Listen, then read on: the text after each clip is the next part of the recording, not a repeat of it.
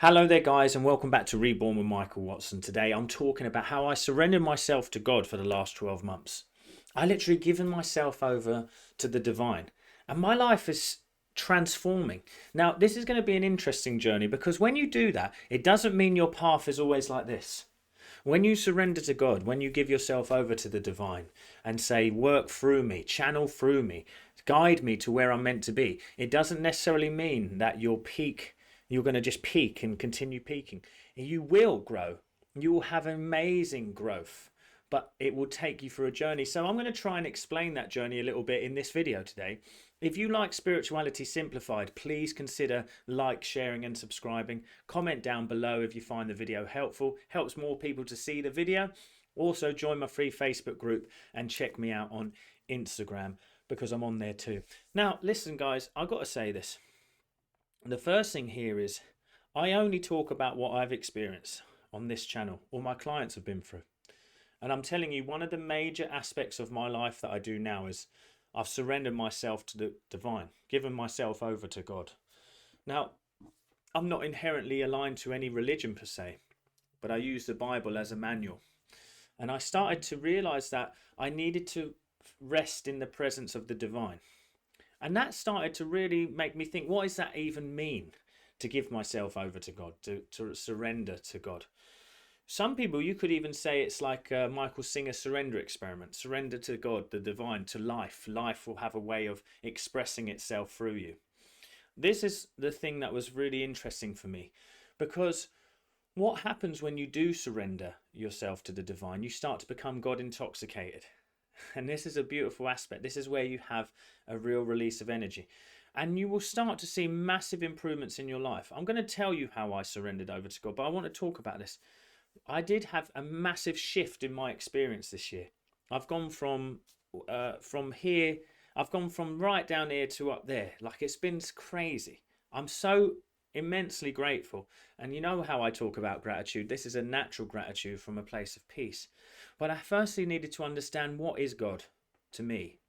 And God can be different things to all people, but there's some divine truths. The first thing I realized is we live in a reality of law and order, divine law and order actually. Gravity, electricity, a law of motion, a law of thermodynamics. There's a governing law and order to this creation, meaning that there is only one power. Because if there was two or three, they would be opposing each other and there'd be chaos. So there is only one power. Then when you start to go to the great teachers like Joseph Murphy and Neville Goddard, you start to realize, okay, this Bible is a wonderful manual of that divine power. And it says, I am the Alpha and the Omega, I'm the giver and the gift. So I started to say to myself then it doesn't make sense for me to be so entrenched and find this reality so important then. Do not get me wrong. Like all, I've said this many times on my channel, reality is very seductive, and I have been seduced by the mistress that is reality. But when I ask God and when I've surrendered to God, I've said to God, bring me all that I need to become the best version of myself. And I'm going to tell you some of those challenges, but I'm also going to tell you how my life has improved.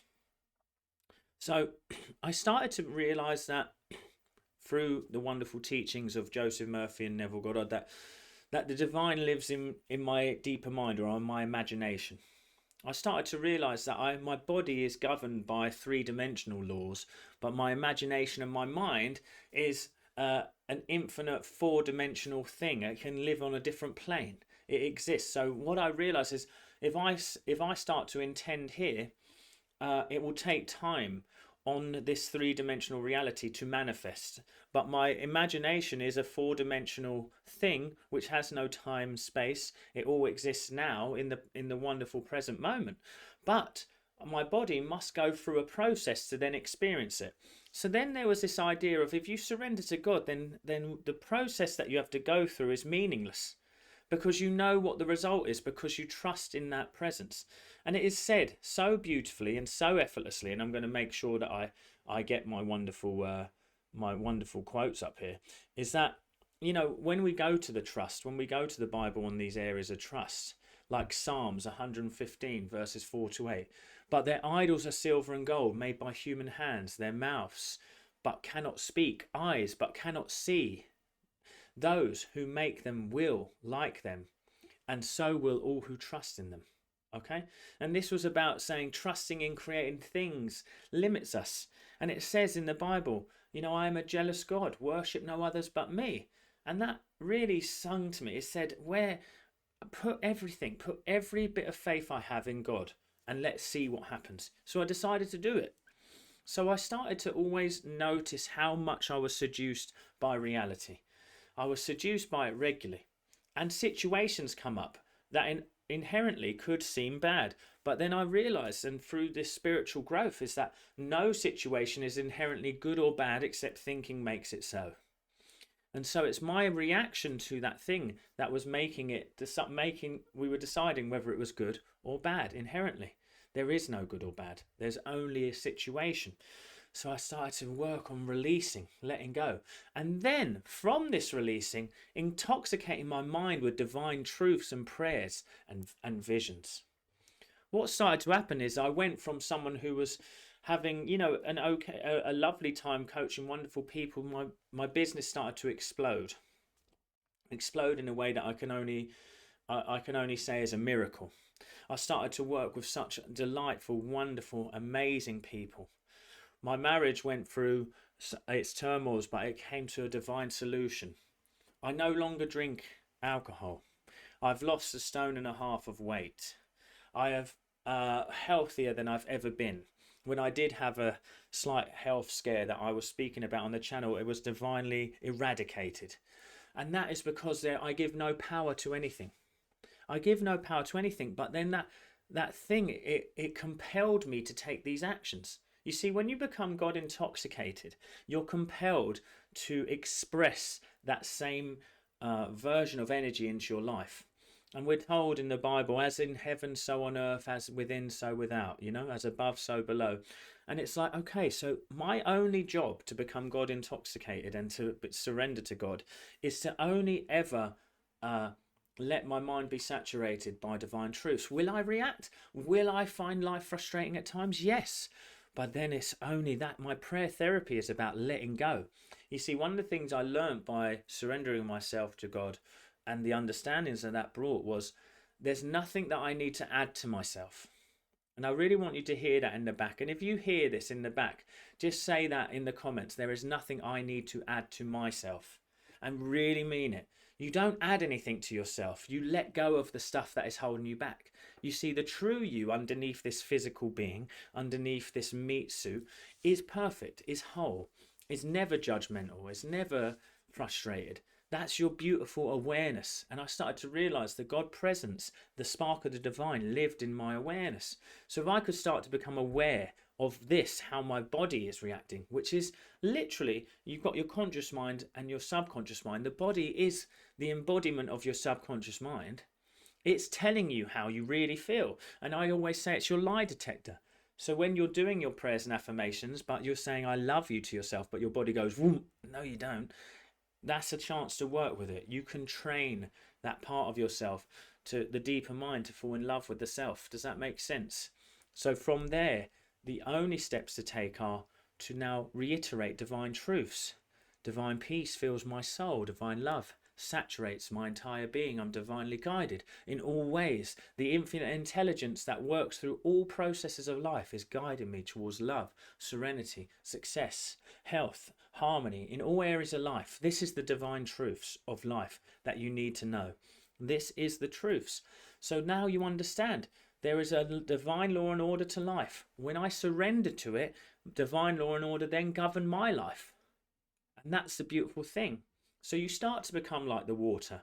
But you see, the natural flow for human nature, and this is what I discovered by becoming God intoxicated, is the natural flow for human nature is expression, love, abundance, care, giving. I've been compelled to give. I've been compelled to help others. I've been compelled to do all good things. I've been compelled to share these messages to you. And everything I share on here, I share for free out there.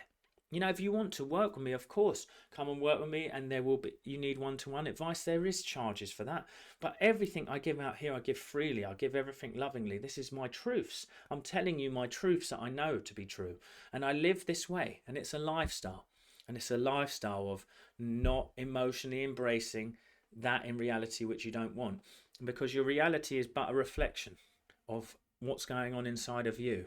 And I realize now that when I start to really let go and trust, my life flourishes in a way that I can only say is a miracle.